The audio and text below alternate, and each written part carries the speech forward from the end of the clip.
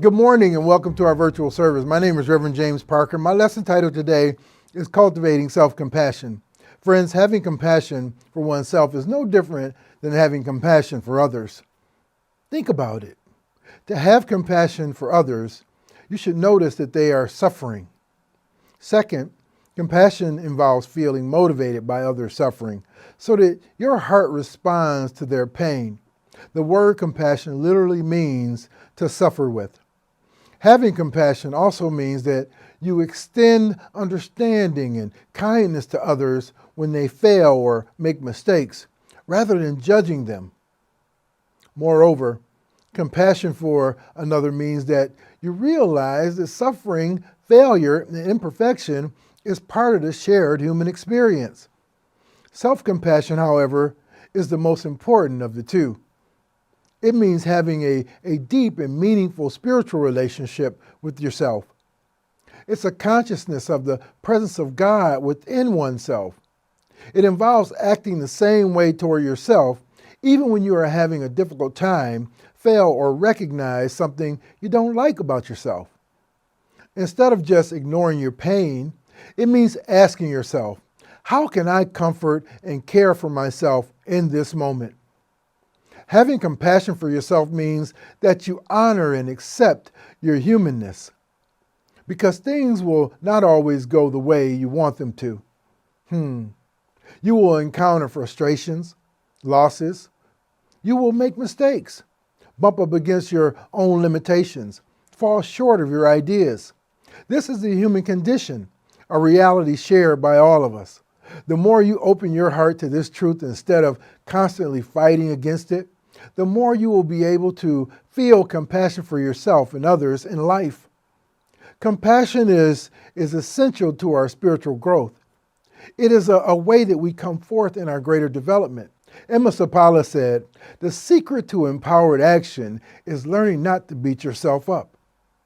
We have a biological need to be cared for and to care for others.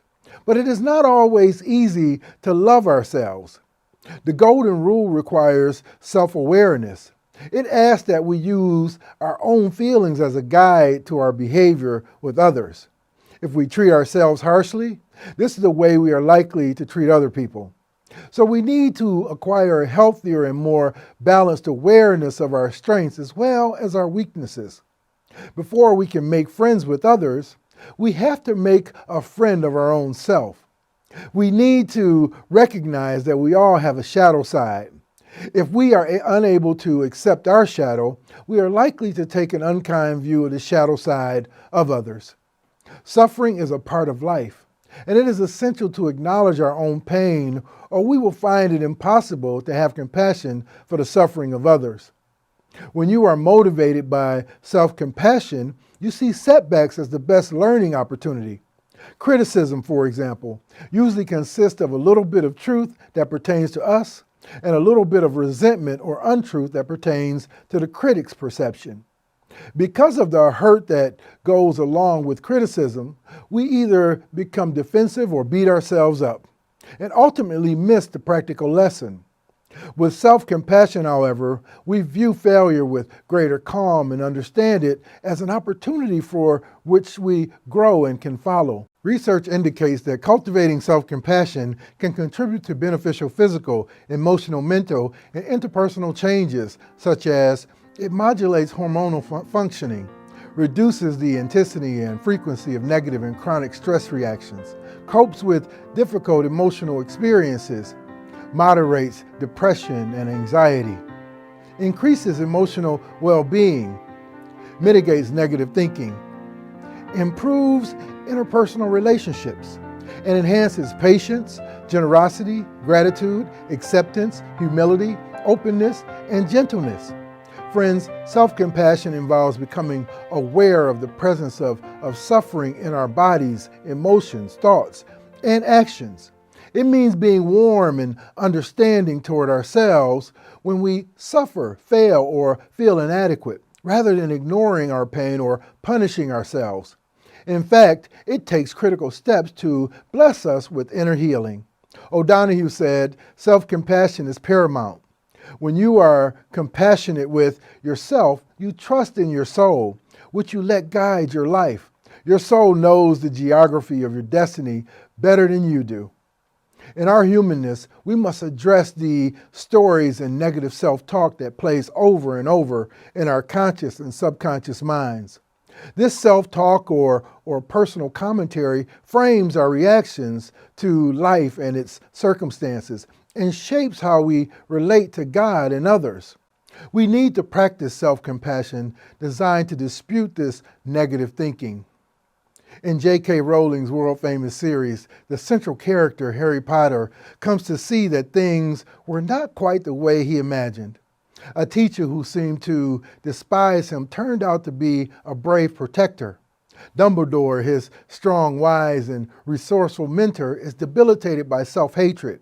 In their final meeting, Dumbledore expresses regret for not trusting Harry and tells him how he is racked with guilt and shame.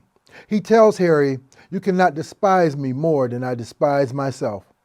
Harry knows what Dumbledore did in the distant past, but he gently challenges his mentor's negative self-assessment. As he respectfully pushes back against Dumbledore's harsh self-criticism, he contemplates how odd it was to sit here and defend Dumbledore from himself. Self-criticism is very personal for Dumbledore, but not exclusive, because it shapes how he views others. It keeps him from trusting and makes him unjustifiably cautious toward Harry. What Rowling perfectly captured in her portrayal of this meeting is that we are often more critical toward ourselves than a good friend would ever be to us, even if they knew the full story that has generated our unbearable guilt and shame. The act of self-compassion is really about learning to treat ourselves with the same kindness, caring, and compassion we would show to a good friend. Unfortunately, however, there's almost no one whom we treat as badly as ourselves. Therefore, self-compassion toward ourselves is not about boosting our self-esteem or convincing us that we are better than the average, but being empathetic and caring for ourselves as we would care for a friend. In the book of Psalms, chapter 43, it says, there's a writer whose world has been turned upside down. He used to lead the congregation in worship, but now feels discouraged. It is the object of deceitful attacks and is the physical agony. He acknowledges the reality of his situation, the reversal of fortunes, the spiritual despair, and the biting personal attacks. And he does not let these very real circumstances define him. In the midst of these rough seas, he knows that God is a presence that can be trusted. He asks himself, "Why, my soul, are you downcast?" And then he tells himself, "Put your trust in God." He is resolute in reminding himself to take his eyes off the overwhelming circumstances and put his trust in something greater than himself. In the book of Jeremiah, chapter 17, verse 7 and 8, it says, "Blessed are those who trust in the Lord. They shall be like a tree planted by the water, sending out its roots by the stream. It shall not fear, its leaves shall stay green, and it will not cease to bear fruit, the fruit of increase." Self-compassionate people are optimistic. They trust that failures, errors, and disappointments will be relieved and corrected. They recognize that being in lack, limitation, emotional pain, and difficult life experiences are inevitable. So they tend to be gentle with themselves when confronted with painful experiences, rather than getting angry when life falls short of set ideas. People cannot always be or get exactly what they want. When this truth is denied, fought, or resisted, suffering increases in the form of stress, frustration, and self-criticism. But when this truth is accepted with sympathy and kindness, emotional poise and self-confidence are experienced. Friends, consider this, if you will. First, self-compassion is not self-pity. When individuals feel self-pity, they become immersed in their own problems and forget that others have similar problems. They tend to emphasize feelings of separation from God and others. They often get carried away and wrapped up in their own emotional drama. Self-pitying people cannot seem to step back from their situation and accept a more harmonious, optimistic, or objective perspective. Self-compassion, on the other hand, allows one to see the shared experiences of self and others without feelings of isolation and separation. Self-compassionate people have a knack for putting things in their proper perspective. For example, it's easy to envision a self-compassionate person saying, "Yes, it is very difficult what I'm going through right now, but there are many other people who are experiencing much greater suffering. Perhaps this isn't worth getting upset about." Second, self-compassion is not self-indulgence. Many people say they are hesitant to be self-compassionate because they're afraid they would let themselves get away with anything. "I'm stressed out today, so to be kind to myself, I'll just watch TV all day and eat a quart of ice cream." This is self-indulgence, not self-compassion. Being compassionate to oneself means that you want to be happy and whole in the long term. It does not mean taking drugs, overeating, drinking excessively, or being a couch potato. Lastly, self-compassion is not self-esteem. Although self-compassion may seem similar to self-esteem, they are different in many ways. Self-esteem refers to our sense of self-worth, perceived value, or how much we like ourselves. In modern Western culture, self-esteem is often based on how much we are different from others, how much we stand out or are special. It is not okay to be average. We have to feel above average to feel good about ourselves. This means that attempts to raise self-esteem may result in narcissistic, self-absorbed behavior, anger, or aggression toward others, or lead us to put others down in order to feel better about ourselves. In contrast to self-esteem, self-compassion is not based on self-appraisals. People feel compassion for themselves because all human beings deserve compassion and understanding, not because they possess some particular trait, pretty, smart, talented, and so on. This means that with self-compassion, you don't have to feel better than others to feel good about yourself. Why? Because self-compassion isn't dependent on external circumstances. It's always available. Buddha said, "You can search throughout the entire universe for someone who is more deserving of your love and affection than you are yourself. And that person is not to be found anywhere. You yourself, as much as anybody in the entire universe, deserve your love and affection." Friends, we can change the impact our deeply rooted sensitivities have on us by changing the ways in which we view ourselves. Begin today. Cultivate self-compassion. Stop punishing yourself for your mistakes and errors. Trust that God will see you through your heartbreak and self-loathing.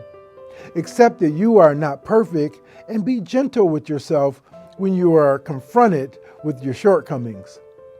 You are valued by your friends, families, and coworkers because of who you are, not because you are flawless. Understand that you do not need to be a certain way to be worthy of love. You are worthy because you are a child of God.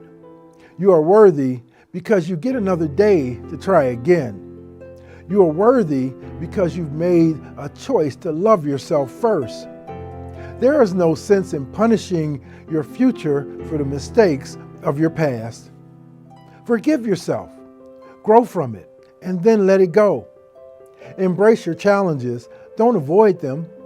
Persist in finding meaning in everything life throws your way, and never give up on yourself. Find inspiration in your successes, no matter how small, and instead of feeling threatened, see the good in the successes of others. Instead of wishing for what you do not have, find strength and power in appreciating what you do have right now. By focusing on your blessings, you activate your power of expansion. Become a giant magnet for good. Find your inner voice of poise and move the focus away from your shortcomings and into a greater expression of love, riches, and well-being in all its beauty. You are like a tree planted by the water, sending out its roots by the stream. Your leaves shall stay green, and you will not cease to bear the fruit of increase. Start now. Practice self-compassion. Love yourself, and I promise you, you will feel inspired. Your gifts and talents will be recognized in all circles, and your cup will surely overflow. Are you willing to do this with me today? Well, thank you all, and God bless you.